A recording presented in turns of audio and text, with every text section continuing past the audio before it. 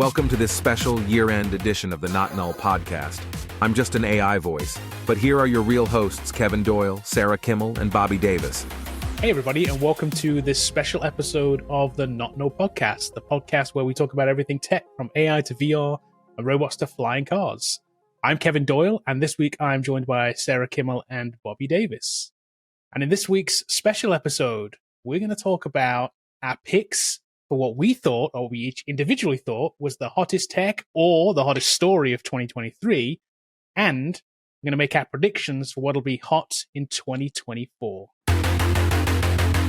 So let's start out with 2023. We're coming to the end of the year. We've had a whole bunch of stuff happen this year. So I wanted to know what you guys' picks were for 2023, either your hottest tech story or your hottest piece of tech for the year.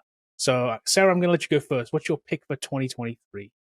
So if you had told me December of 2022 that I would have to say the social media platform formerly known as Twitter to reference the social media platform formerly known as Twitter, I would have been like, yeah, that's not a thing.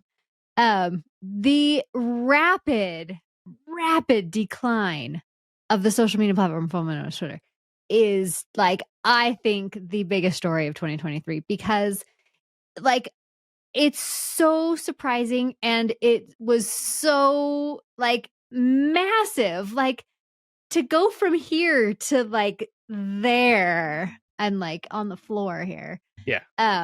In the span of a year is just mind-boggling. Like, I think it is unprecedented, right? To go from Elon kind of buying the company at $46 billion or whatever he bought it for, to be where we are today, where it's like, I don't know, it's not dead, but it's dead to me. But you know, well, free Kevin. How fast did MySpace go down? I don't remember. That's what I was trying to kind of compare it to. Is like MySpace was like, it kind of like did this thing with Facebook, like. As MySpace went down, Facebook like went up, and like people just switched basically. And for this one, I mean, I don't really. I know, Kevin, you love Threads. Like I like Threads. I just like have not spent as much time as I should on it. But it I don't think it's had the same kind of trajectory as when MySpace and Facebook kind of collided. But it it's like, here's Threads, and it's kind of like, and then like Twitter was like, yeah. Well, don't forget, Threads had a massive peak. It was, don't forget, at the beginning of the year, we had ChatGPT as the fastest growing application in history. It got to whatever it was, 1 million users in a record amount of time, right? Threads beat it. Don't forget. Yeah. Threads beat it. In the 24 hours, it hit more users. So it had a massive spike originally. But yes, it did drop off. And then it's gone this kind of like this slower growth. But it is growing. Yeah. It is growing. It is one of these things where it is going up, whereas X, Twitter, is coming down. Yeah. It's just a fact. And I mean, but it was like Twitter. Yes, it was. Yes, it was. And it seems like we've talked about this a lot on the show here, but it's all, to me, it's down to one person. It's everything that Elon has done to it, from buying it in the first place to every decision he seemingly makes every single week. He just, I'm still to this day, like, convinced he has some kind of side bet with somebody that's a $46 billion side bet that said, hey, you're going to have to buy it from me if I can manage to make it valued $1 billion in a year or something. Like, he has this goal. Yeah. Because he literally, like, he's on, like, I guarantee you, he has some kind of thing on his phone that's like, every week it's like, he gets a little reminder that says, oh yeah, destroy Twitter. And he's like, oh yeah, what am I going to do this week? I know what I'm going to do. I'm going to get on stage and say, let's say, F the advertisers. I don't know, what am I going to do this week? It's like, I'm going to limit the queries into Twitter. Like. Exactly. I'm going to make the API cost like $1 million to use. Like, you know, every week. Okay. What can I do this week? He must have an idea board somewhere. Platform. I think he has an idea board. He really does. We'll find it one day. He has like one of those like boards where it's like he's in his office. It's just like ideas to tank Twitter. He reaches into his jar every week. It's like, oh, okay, that's what I'm doing this week. Yeah. Step 1, rename to X. Yeah. Like it's we can go down the list. There is a massive, massive list of things that he's done that have been bad moves for this platform. Can either of you guys think of one that has been a good, positive thing for this platform? Like anything that he's that I'm not saying that you agree with what he's done with it, I'm saying, has he done anything that has improved it to gain market share or do anything good to send it on an upward trajectory? I can't think of one. Yeah, I'm stumped. I mean, I can list a whole like slew of things he's done to tank it, but can't think of a single thing. Like, oh, threatened Mark Zuckerberg. Okay, check. Rename it to X. Check. Exactly. Twitter Premium. Let's just call it Twitter Blue, whatever you want to call it these days. Right? Verified. Let's make it verified. Verification that means nothing. Yeah. I mean, the EU is literally suing him over the word. So you know, like it's just it's kind of crazy. Yeah, I can't think of a single thing that has improved the platform. Do you think it exists in another year's time? Think it's still there? I was going to ask the same question. I'm curious. I mean, like I said, in 2022, you told me that Twitter would be at the state it is right now. I would have been like, no, fake news. Like, there's no way that happens. Like, it's such a big platform. There's no way that happens. Wow. I am like mind blown. So, like, to come back here in December 2024 and be like, yeah, can you believe like Twitter is completely dead? Like, I at this point, I wouldn't be surprised. Yeah. Okay. What do you think, Bob? You think it still exists at the end of next year? I hope not, but probably. Okay. My prediction. You know what? I don't care. Actually, I don't care. Like I figure it'll be replaced by something else. And for me, social media is more like, how do we get our message about Code Foundry out? So I'm focusing hard on LinkedIn next year. We talked about our social media summit. Me and Kevin are going to have we're thinking about what we're going to do, a content strategy and all that kind of stuff. Twitter's involved in that, but at the same time, man, we have to push it to Threads because that's the two microblogging channels that are really out there. Yeah. That's it. So and Threads not having an API right now is a problem. It's a problem because you can't schedule anything. It's like it's just got to do it manually. So I mean, they still have the advantage in that they already have some of these things in place. But I don't know, man. I don't know. But if it goes down, I mean, I'm not going to shed a tear or cry or I'll throw a party. I mean, I'm not going to do one either or. I'm like, well, what replaced it? Because something will replace it if it goes down. Yeah. Kevin will be dancing on its grave. Yeah. And I won't care. My prediction for 2024 is here's how I think it goes down. I think that it continues to just go along its trajectory for now. They will ultimately get an offer from somebody. And it'll be an offer for, let's say, my prediction, it's going to be $8 billion. That's just a total shot in the dark. Somebody's going to say, I'll give you $8 billion to sell it. And Elon's going to say, nope, I'm keeping it. And he's going to run it into the ground, and he will literally shutter the doors on it, blaming everybody but himself. Mm-hmm. He won't even sell it for the 8 billion because that just admits defeat. He would rather it die and then blame Disney and Oz. He'll blame Oz. He'll blame the users. He'll somehow manage to blame the podcast. Yeah. Well, he'll push the blame onto somebody else. That's my prediction for 2024. You said something that streaks, we'll just throw the red meat out there for you. Which one gets sold first, Disney or Twitter? Well, Disney, because Disney could actually get bought. Nobody's somebody may want to buy Twitter, and I think they will. I don't think he'll sell it. Right. Just based on pure stubbornness. Right. He's already $30 billion in the hole. What's another 10? You know what I mean? It doesn't matter. So yeah, he overvalues it and he thinks he can turn it into something else. And I don't think even if he's able to put the features in there that he wants to execute what he wants to execute in that platform with the monetary side of stuff and all the extra features that he wants, I don't think he has the trust factor anymore. Right. I think he's burned that bridge, I think, with too many people. I don't think enough people will be on board with that now to make it successful. All right. Well, we'll come back next year. We'll see. We will see. We will see. Okay, so what's your prediction? Or what's in there? We'll have receipts. Right. Exactly. Like, we'll see, know. We called it. We called it. Exactly. I like that. So, Bobby, what's your 2023 tech of the year or story of the year? It's easy one is the rise of ChatGPT and like large language models, AI, being pushed into almost everything that we've seen. How fast it happened. So we're here in December. It's literally 1 year, and everyone's talking about like it's been around for 10 years or something like that. It feels that way, right? Yeah, it does feel that way, but it's only been 12 months since the release of ChatGPT, and it's been a really crazy, wild ride. How fast it's come, and for me, how it kind of worked out like I thought so far.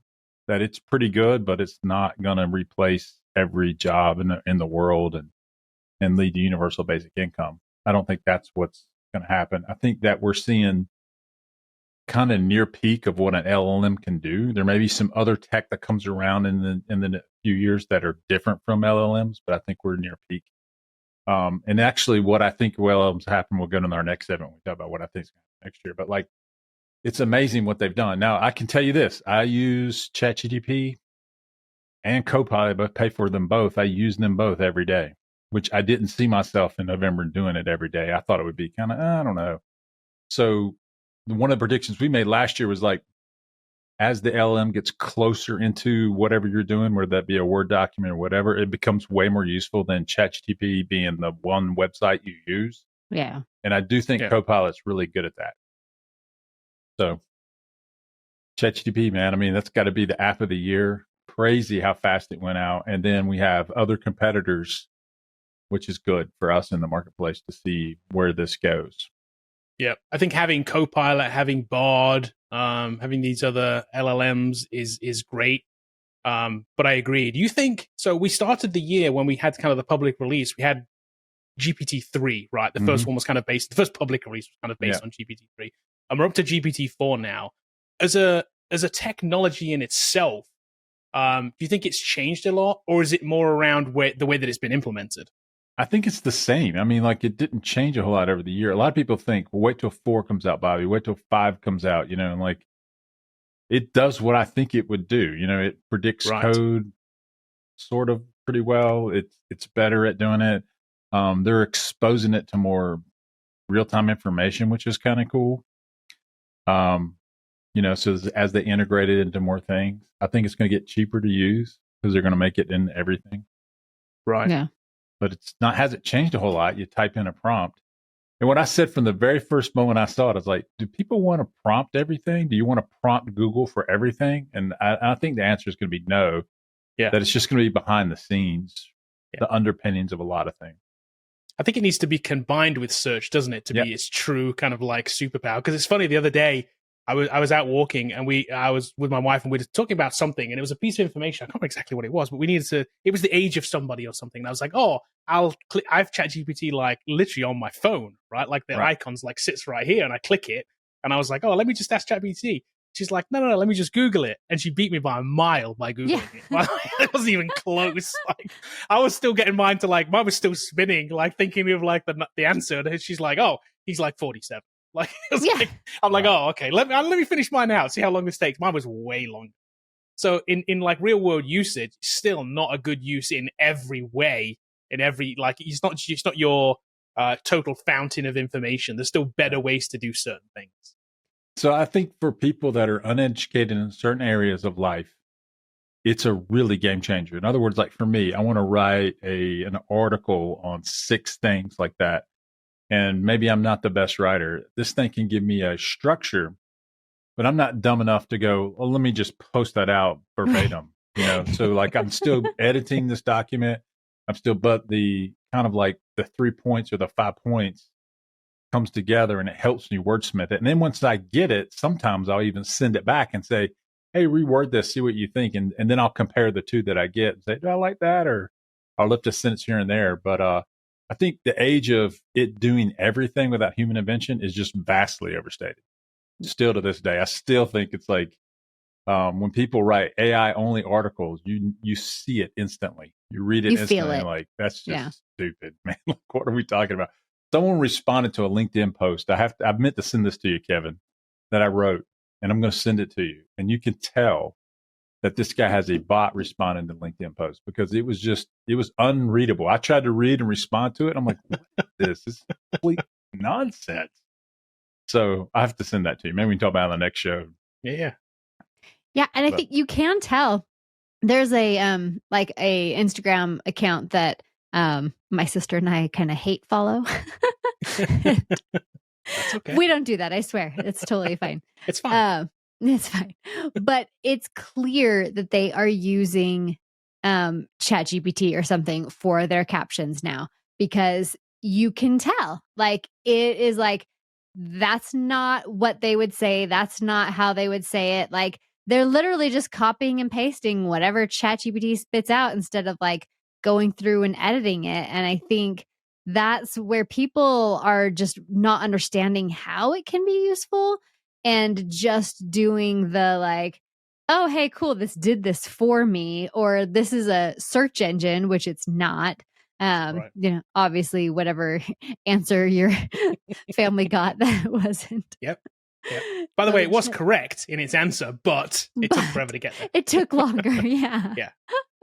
So, like, I think when people, like Bobby was saying, that if they understand the technology and what it can do and what it can't do, is where we're going to see more benefit. But just taking it at its face value is going to be hard. The other thing I thought of when Bobby was saying, like, having it integrated into platforms is going to be key. It just like brought my mind back to Microsoft Word and Clippy, where it's like, it looks like you're writing a letter. Like, would you like to use this template? Like, but I can see that kind of, you know, we've already seen it in like in Gmail and in other email applications, like, hey, like, let me predict the rest of this sentence for you. And I think that's where it's really useful. Yeah, it's a feature now in Google Docs. So I'm looking at Google Docs over here. There's a feature now that just says "Help me write," and you can click it, and it uses their AI, and you can write a paragraph or whatever you want to write. You can give it a prompt, and it'll write something for you. I do believe this though. For great writers, it's not nearly as much as help for what I consider myself forward a mediocre writer, as far as like capturing really crafting engaging content. And I've had writers here that have worked here, and you're like, wow, that sounds great. And then when you read a well-written article, it's like amazing as far as like the things that they bring into it. So I don't think it's ever going to replace writers. There's a ton of people who are going to try. Sure.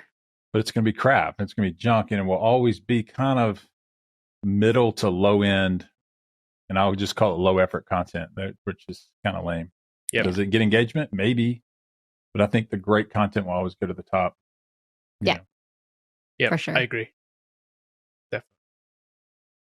Okay. Mine is kind of related to this for 2023, but mine was generative image AI specifically for the year. So I've been like using this a whole bunch of different ones of these.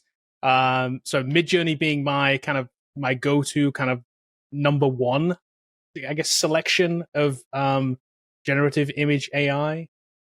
We had V5 back in March. They just launched V6 just a couple weeks back, December here. It's kind of crazy. Like the difference between so here's what I will say about this. The progression we've seen in generative image AI is way greater than what we've seen with LLMs as far as AI goes. Absolutely. 100%. It's like its progression is nuts. In a year, it's crazy what we've gone from what we're now at. So just look at the difference. I found this article, V5.2 versus V6 prompts. Some of these are kind of crazy. This one especially. This is just, the prompt here was just landscape and autumn in the lake. Yeah, right? During that second dusk, picture looks legit. Like Yes. So this is V6, this is V5.2. Even the difference between like these two more current models is kind of crazy. Like they keep advancing this thing like it's nuts. It can make photorealistic images. They are very, very, very good. If we look at some of the examples, like on the page here, the way that it does people, like we look at this, you could not tell that's not a real person.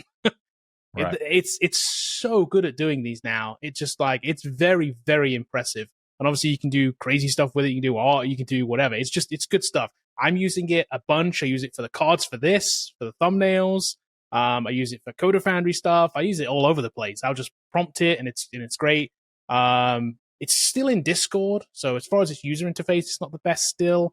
They're going to have this here, though, where you're going to be able to use the website. You're going to go to midjourney.com, and you're going to actually put in your prompt there, and you're going to be able to generate on the website soon. That's been coming for months now, so I don't know when that's going to come out. But that's going to be cool. He's going to open it up to more people, right? There's kind of a barrier now of like, how techie are you to get it set up? That's going to drop. But there are other tools as well that I've been using as well. So Adobe Firefly that's built into Photoshop is great. That's getting better all the time. There's another one called Leonardo that I've been using, which is an app that has, again, some crazy stuff in it, some crazy stuff in Generate. But this has a super interesting thing, and I've seen a couple of these. This real-time canvas. I wanted to kind of demo this look. Let me just... so this takes this image on the left here and generates it on the right based on a prompt, right? So if I just... I think I... reset the canvas, and let's say, I don't know, what should my prompt be? What do I want to put in here? Any ideas? I'll kind of try and draw it. Let's say a hobbit hole. Okay, let's say a hobbit hole. So you can see it kind of initially just comes up with something anyway, right? Oh, okay. So then let's say I can we'll make it kind of like a brown color. Brown. I'll do kind of like my hobbit hole right here. I'll do something. You can see it kind of generate real time as you're drawing these things. And if I do like a green splodge up here, it's like a tree or something, look, you can see like it generates that real time. It's kind of crazy good. Like this, I think, is the future. When this is in Photoshop, this is going to be crazy good. Yeah. And then they have different models that you can do too. So you can have like a cinematic style picture, or these are different kind of like models that it passes it through for different kind of versions of it. It's pretty cool. And this to use right now is free. This is not even a paid tool right now. It's kind of crazy good. And you just say, let's say we just say a tree on a hill instead, and it'll totally just change the picture based on the prompt, based on the image. Oh, sure. Yeah. That could also be a tree on a hill. yeah, exactly. Yeah. So it's kind of crazy. Obviously, it's kind of dark because it's taking the dark background from here, right? So if we made that kind of like blue or whatever, it would make it more like sky. Right? We did it like to make it kind of a lighter color look. What? Kind of crazy. Kind of nuts. Like, it's pretty neat. Yeah, this generative AI stuff's kind of interesting. This one also does, which I think is going to be a big thing for next year, is motion. Mm-hmm. So it'll also do animate the images Holy. as well. So we're on the cusp of like being able to generate AI generated movies of some kind. Now, whether we can get like, I don't know, whether we can get performances out of these, I don't know. But we can certainly generate like still images that kind of move now and do stuff. Wow. It's kind of crazy, kind of nuts that this is. Yeah, like I think you'll see like animated cards will be more of a thing on social media because you can do this. Everybody's going to want to do it. So like all your cards will be like this. Yeah. Because everyone will want it. Yeah, it's a long way from movie stuff. Yeah, I agree. It is, but you could make it. But it's going fast. It is, but it's that's my point. It is going fast. Like we've come a long way in a short period of time, right? We couldn't have done this anywhere near close to this a year ago. And it still does some weird things. Like look what it did here with this one. It's I mean, it does some weird stuff sometimes. He melted into the ground. Yeah, you can kind of prompt it for what it's doing, but some stuff it works really well on, like basic animation stuff. Like it's kind of cool. And this is Leonardo. So it's another one that I've been messing with. And I've been experimenting with something I've been showing Kevin, like with Stability AI, which is another image platform, but they have an API. So I've been writing code against that. Yep. And that has been pretty impressive. We have a video coming out soon about like something we did with the block card creator. And it's pretty good. I mean, like it's really good. The thing that holds Midjourney back, in my opinion, is the lack of an API, and you had to use it in Discord, even though it's clearly superior. But I think they were just trying to get the model right first, and then they'll figure out how to roll this out. Yeah, I think so too. It for me, I've used a bunch of these now. Midjourney is still the number one at producing the best imagery. Now, Leonardo for me is one that has kind of better tools, but the image generation isn't as good. It's just not. It takes more time to kind of fine tune it. Midjourney V6 especially, just out of the gate with a prompt, just works. It's just good. And then we're also seeing it integrated in other places too. So image generated AI is now integrated into ChatGPT as well. If you're on GPT-4, you can prompt it to create you an image. It'll create an image using DALL-E 3. Copilot also uses DALL-E 3 as well. It's just not very good. It's just not very good. Yeah. DALL-E 3 isn't the best. It's the latest generation of that, but it's still not the best. Maybe by the time DALL-E 4, they'll catch up with what we are right now on the likes of Leonardo and Midjourney and stability. It's a little bit behind, but it's okay. You can make it, if I did this earlier, look, you can do it'll generate actually for an image of a person riding a bike. And it did generate an image, which is interesting. If I come back here, it's not still here. The image is still here. It's going to regenerate it. I don't know. Yeah, so there you go. So they're kind of they're not as good. It's not, it's not done, it works, sure. Like that's like Gen 1. Yeah, it just, exactly. It just feels a little bit further behind what some of the others are doing. Yeah. So, but it's cool. And it's getting better. It's like I say, it's getting better every single generation these things have come out. And there seems to be, again, a lot of competition in the space that's pushing each other to do their own, to make each other better. Meta has one too, which is not very good either, but it's okay. But everyone has one, right? So they're all, which is great. The more competition we see here, the better. It's just like ChatGPT and the LLMs. The more competition we have, the more we're going to see these things push forward. And faster. I think it's going to be further and further integrating the tools. Like the one thing I could see in the movie industry is they submit a script. It could go ahead and generate some your shot chart or whatever it is, or maybe allow them to look at, get the name, like concept art or like previz stuff. Previz, where they can start getting ideas as the team kind of centers around a certain topic. Go, okay, I like that. That's how Captain America is supposed to be, or whatever it is.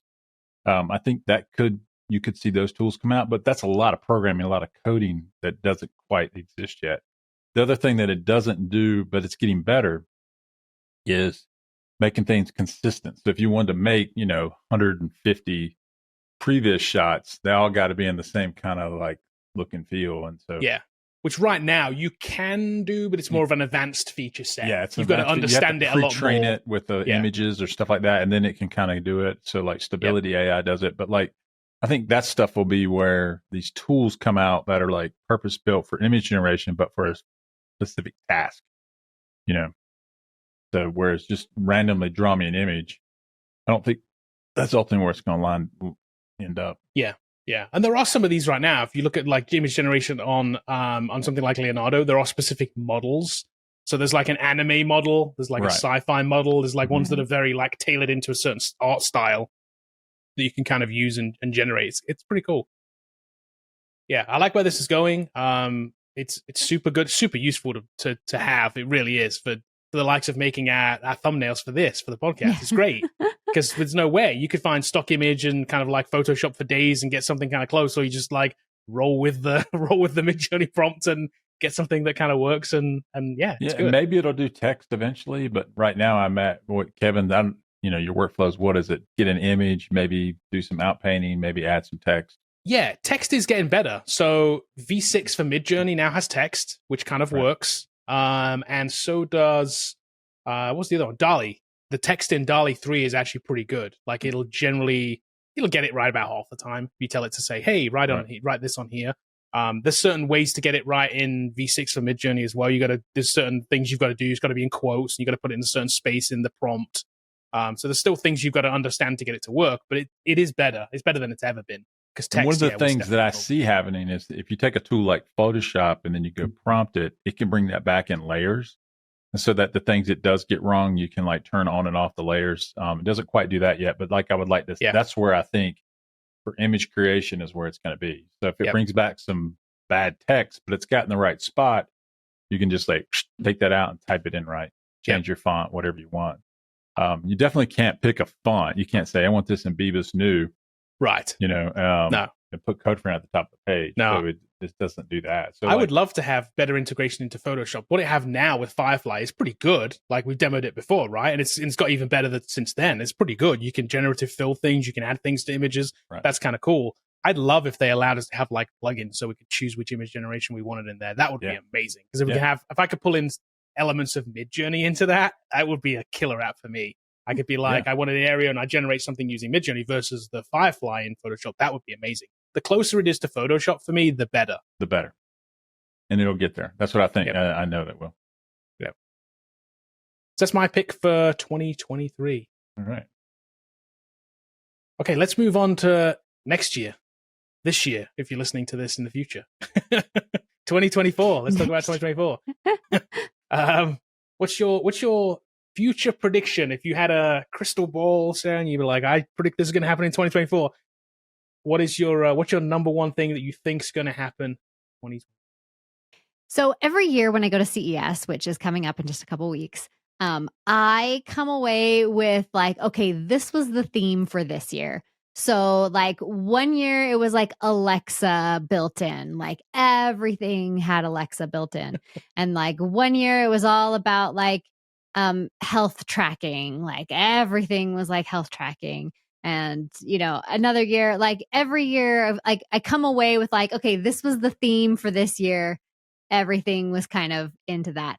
So this you year, can predict this theme, can't you? You know what this year's going to be, don't you? I know what it's going to be this year before I even get there. And that is AI built into everything.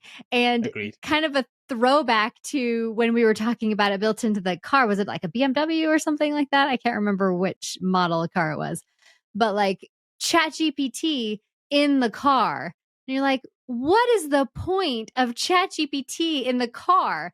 Like, you're not going to like get directions to somewhere. You're not like, what is the point of this? And that's where I see it happening at CES this year.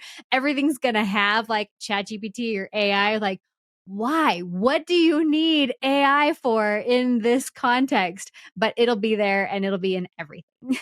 Yeah, I think your job at CES is to come away with the top 5 weirdest places you've seen AI. Because you know you're going to see it. It's going to be like, there's a new like smart camera security system coming out. It has AI built into it. Like, what? Yeah. Well, actually, I can see AI built in that. Like, because if it can detect like a person versus a package versus like a whatever, like I can kind of see that. But like a water bottle with AI in it, maybe not. He's going to be one. Yeah, there will my be one. Owala No. is going to have AI built in soon. You know you're going to buy it as soon as they put it out, though. Yeah. Oh, so it's not saying it's a bad thing. It has image generation on the face of it, so you can just type a prompt and they'll change it. Oh, see, now that I might be down with. Obviously. Yeah. That would be amazing, wouldn't it? Mhm. Yeah.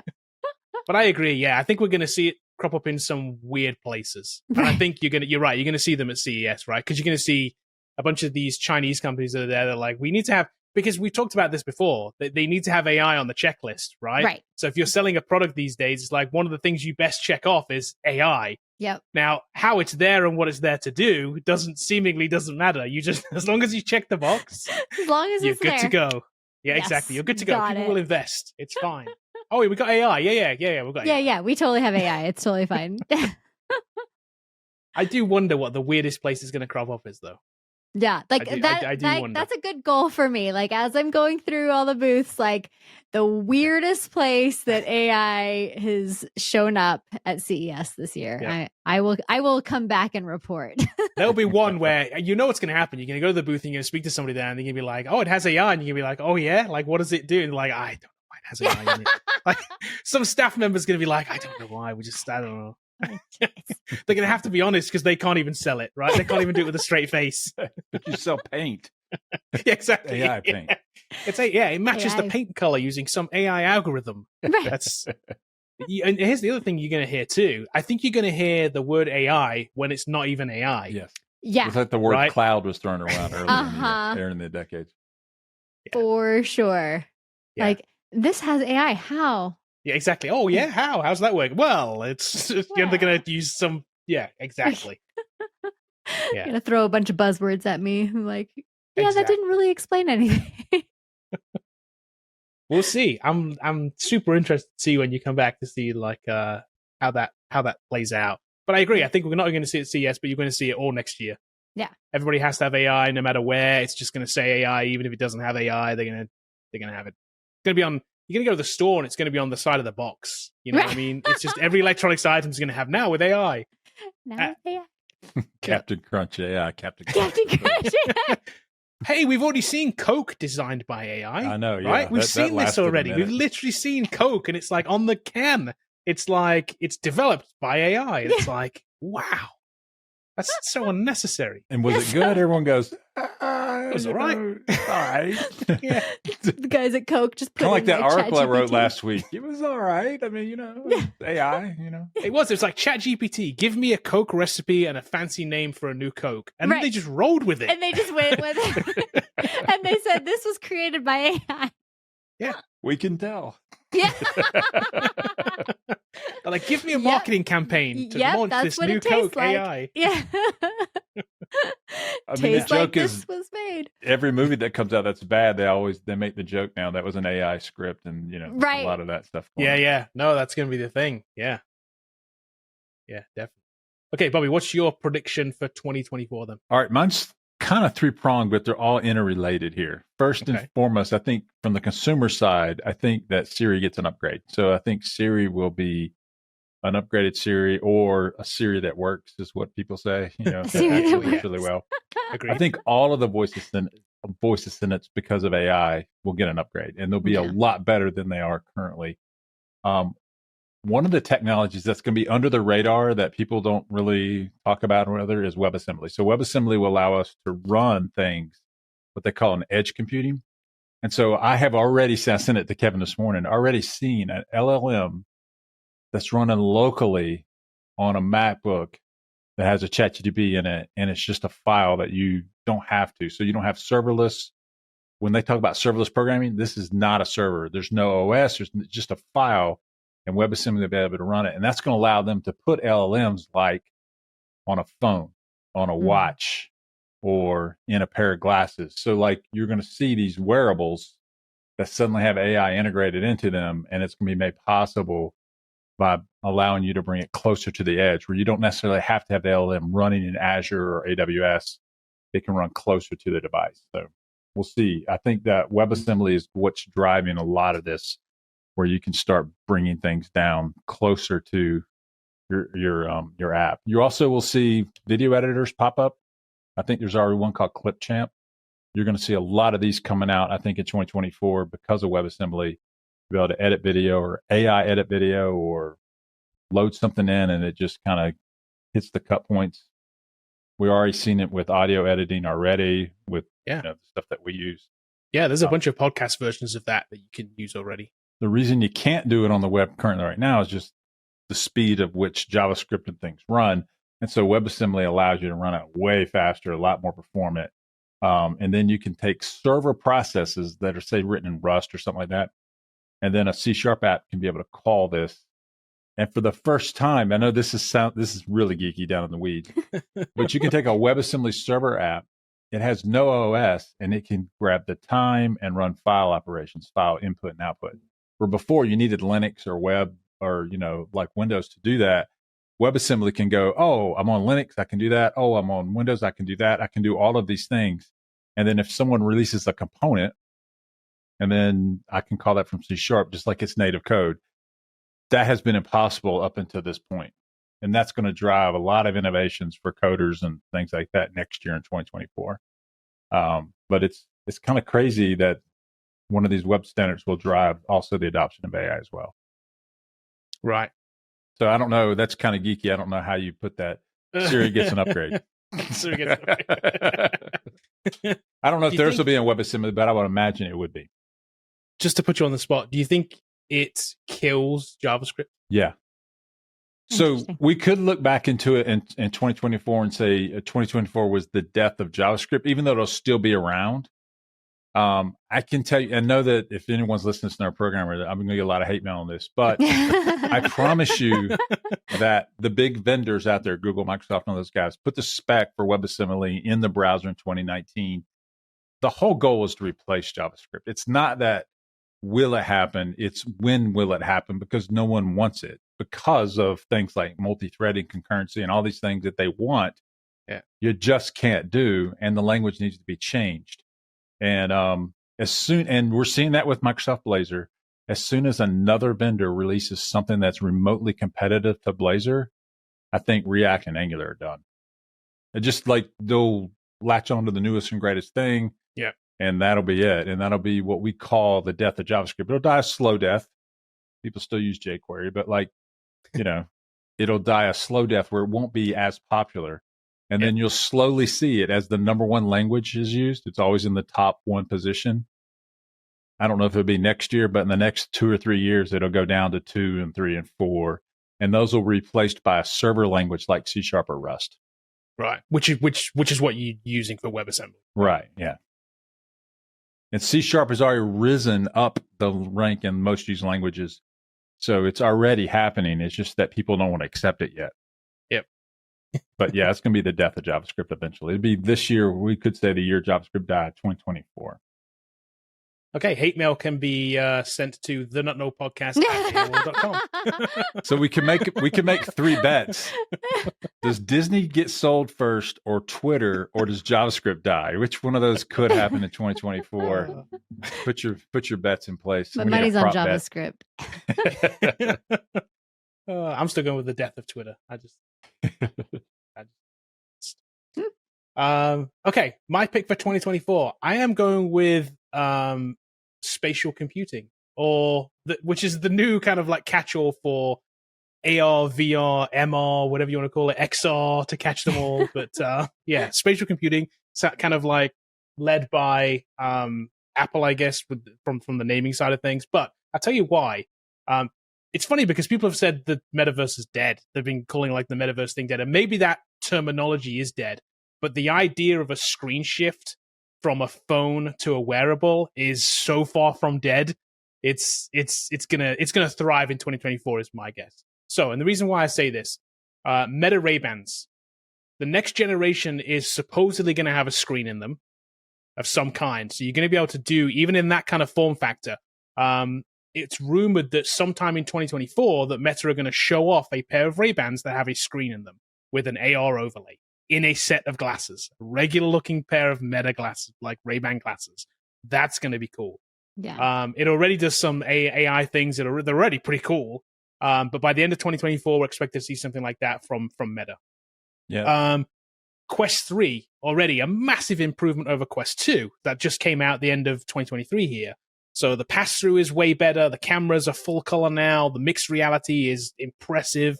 It's way faster. The lenses are way better. So it's a massive leap from 2 to 3. If you've ever used a Quest 2 and you use a Quest 3, they are night and day difference. They really are. It's so much better. So I can imagine the next leap will be just as big.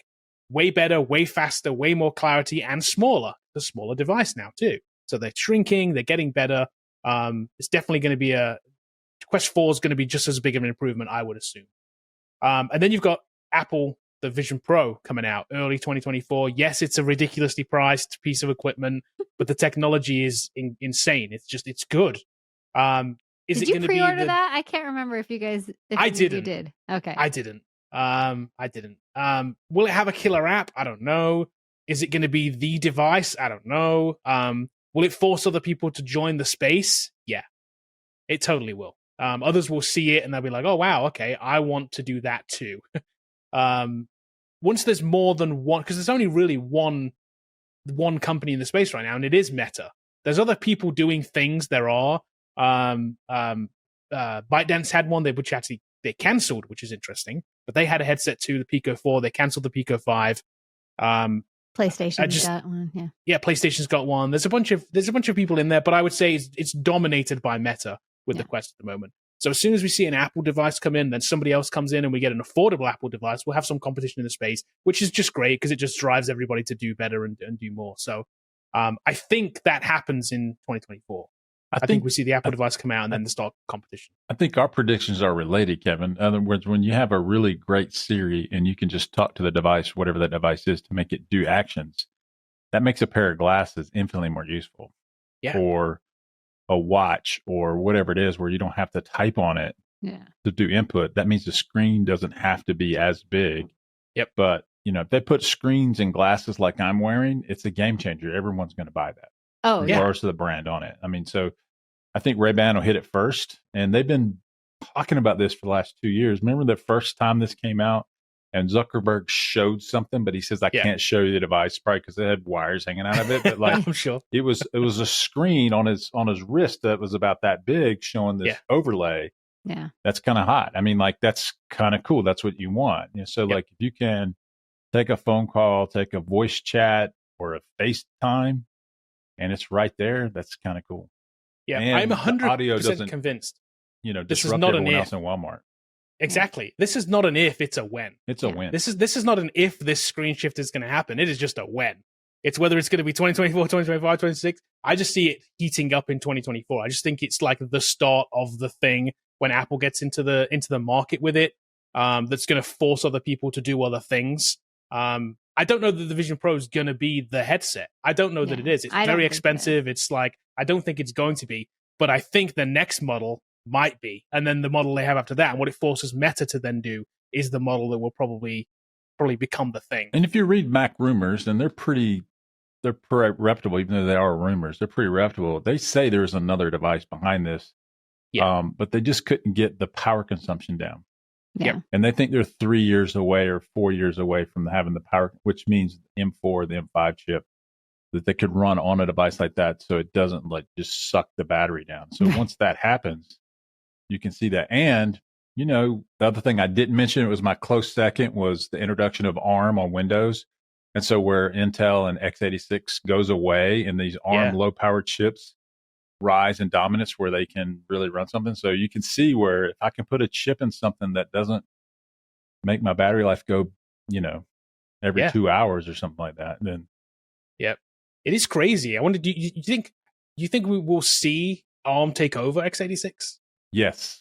Windows 11 or Windows 12, will have a full on ARM release. And that means that they're currently, they have a contract that expires next year. Yep. And then you'll see that where they can make either their own chip or they put a new Qualcomm or somebody else comes in and helps them do it. But it's definitely going to be, Windows will be on ARM in either 12 or Windows 13 in the next 24 months. It's crazy because we're seeing way better performance on an ARM, but way less power usage. And it's win-win. It's winning on both ends, isn't it? It really is. It's like you're not sacrificing anything, but you're compensating for the power, which enables you to put it in these kind of wearable devices. Yeah, and still at the super high end. I mean, still right now, if you have an NVIDIA discrete GPU, it's going to run circles around a Mac on the super high end. Right. But most of us down here in the mid to upper tier where it's like a really nice Mac Studio Pro, it's just faster than a Windows PC. Yep. And so now what Windows needs to do is like, okay, we've got to get in this game. They're either going to make their own chip, what they've already started doing, or they're going to contract it with someone else in the short term. And they'll have these other low power devices that can check email and browse the web, run your LLM locally, that kind of stuff with WebAssembly. I think that's definitely coming. Yeah, I think until it's not this big like set of goggles, it's not going to like catch mainstream. If it's getting into glasses, for sure. I'm already wearing glasses. Like that would be a no-brainer. Enhanced versions of them. Yeah, it would be great. The Ray-Bans kind of like that. And they're in Best Buy right now. You can go look at them and put them on, I mean. Yeah. I mean, obviously I would need prescription ones. Yeah, right. Like, so that's what that would be the like last big hurdle for someone like me. Yeah. But I can see like gamers will still like the headset just because of like the immersion into like a game and things like that and into the space. But for somebody like me who's not necessarily a gamer, just having a screen in my glasses would be like no brainer. I would totally buy that for sure. Yeah. And I think you're right. I think these are two different kind of things, aren't they? And that's what we're seeing with Meta. Meta have said this because Meta's selling two products right now, right? They're selling a Quest 3, which is this very immersive big headset, which you can go full black on. And it's like, you're fully immersed. And then they have Meta Ray-Bans, which aren't that. They're a pair of glasses and they're working from both ends to kind of come up ultimately to what, like you said, you want a pair of glasses with a screen in them that can do all the stuff that the mixed reality stuff can do, but it looks like a pair of glasses. Yeah. And I think that's the dominant device. I don't know. I'm a gamer, so like I have doubts about VR gaming. Like even though the very best VR game is really, really cool and there's some experience you can't get, but it's right now, like if you have a keyboard and mouse players, my M&Ks, there's really no competition between that for the serious gamers. So like, but I think that the information user, your daily life walking around, a pair of Ray-Bans that can show you a screen. Yep. They're going to sell 100 million units of that. you know, just in the US. So like, you know, I mean, you know, it's crazy the opportunities there. And that's why I think they're all going to do it. Every single one of them. So Google Glass is just waiting for, they're not going to get to the market first this time. They're just going to kind of wait around. Yeah. Right. You know, well, they kind of like jumped the gun on that. Like the people weren't ready for it, and like it was a big failure. But like they've kind of laid that groundwork. Get your Pixel eyeglass, you know, with your Pixel phone, or your Apple eyeglass with your Apple phone, whatever you want. I don't know if Samsung will make something, you know. Yeah, for sure. I imagine there will be a version that'll be ecosystem based. There'll be a Samsung version that goes to a Samsung phone. There'll be a Apple version that goes to an Apple phone. I've said all along, I think a lot of the processing will happen on the phone devices for now. Yeah. It's just the screen will be different. Sure. So while it's still processing in your pocket on whatever A17 chip you have or 18 chip, whatever you have in your pocket on your Apple phone, the screen is shifted to a pair of glasses somehow, and it's still processed up here wirelessly or something. And I think that's the first step we see. Because you don't have to shrink the technology so small, then it just becomes a screen. Literally, it's just a screen shift. And you put the CPU in your pocket. Yep. I think the first kind of Apple device we see will be something like that, is my guess. And probably from Samsung too. My guess is they're going to have similar competing products. Yeah, I mean, they've already got the technology, like with screen share and stuff, you know, where you can share your phone screen, like just kind of adjust that a bit, I think. Yep. Yeah. Yeah, we'll see. I think 2024's like by the end of the year, we'll see some kind of glasses with a screen in them. I really do. I think Meta teasing the fact that they're saying they're going to do it early next year is a good sign. That's a good thing. That's letting everybody know, like, hey, we're working on this. We're close to this. Everybody else better like start shipping whatever you've got to compete. Yeah, I think you'll see Ray-Bans first. We know that's coming, and it'll have an AI assistant of some sort in it that it's be voice driven, so you can run it hands free, and it'll show what you want, and listen to what you want, have phone calls. Yeah, I mean, we're halfway there now. Well, the ones that are there now, the Meta Ray-Bans now, have the AI in them. They'll do all that stuff. They have the speakers. They just don't have the screens yet.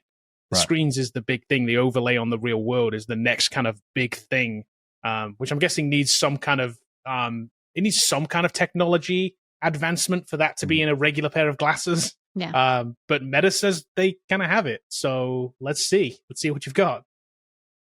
And I think Apple's working on something. So like they may have a higher standard to release it than Meta. They may not want to be first. Sure. Right. So they have a power consumption thing or whatever they're thinking is going to hold it back because they know they have a built-in audience. Right. Yeah. Oh, yeah. They know that even if you buy a Meta pair of Ray-Bans this year and they're 2 years late, as soon as the Apple device, they know they have everyone that's on. Yeah. Yeah. They're going to sell it to everyone. Plus, if it's within an ecosystem, right? You have you have that ecosystem there already.